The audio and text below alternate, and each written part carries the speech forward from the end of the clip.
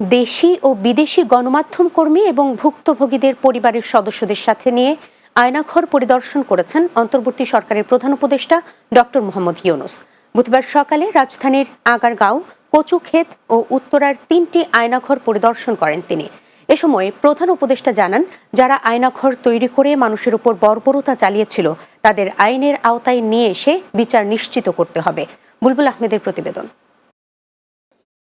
বুধবার সকালে রাজধানীর আগারগাঁও, কচুক্ষেত ও উত্তরার 3টি আয়নাঘর পরিদর্শন করেন প্রধান উপদেষ্টা অধ্যাপক ডক্টর মোহাম্মদ ইউনূস, যেগুলো পূর্বে নির্যাতন কক্ষ এবং গোপন কারাগার হিসেবে ব্যবহৃত হতো।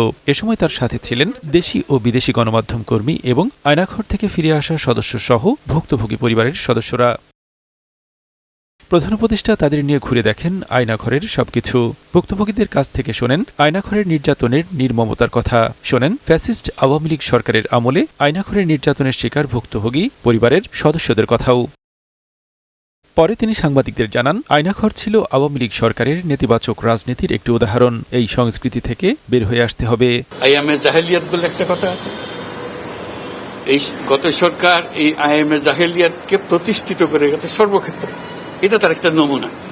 আর আমি কমিশনকে ধন্যবাদ জানাচ্ছি, তারা বহু কষ্ট করেছে।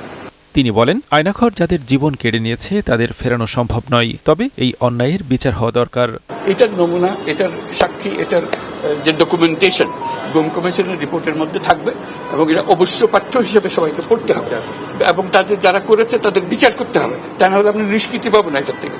এই যে কাজগুলো করে গেল তারা। এছাড়া বিচার না হওয়া পর্যন্ত এই আয়নাঘরগুলো সংরক্ষণ করা হবে বলেও জানান প্রধান উপদেষ্টা। এইগুলো সব এভিডেন্স, যা যা আমরা দেখলাম, এভিডেন্সগুলো সিলগালা করে রাখা হবে যাতে করে কেউ বিনষ্ট করতে না পারে। বুলবুল আহমেদ, বাংলা টিভি, ঢাকা।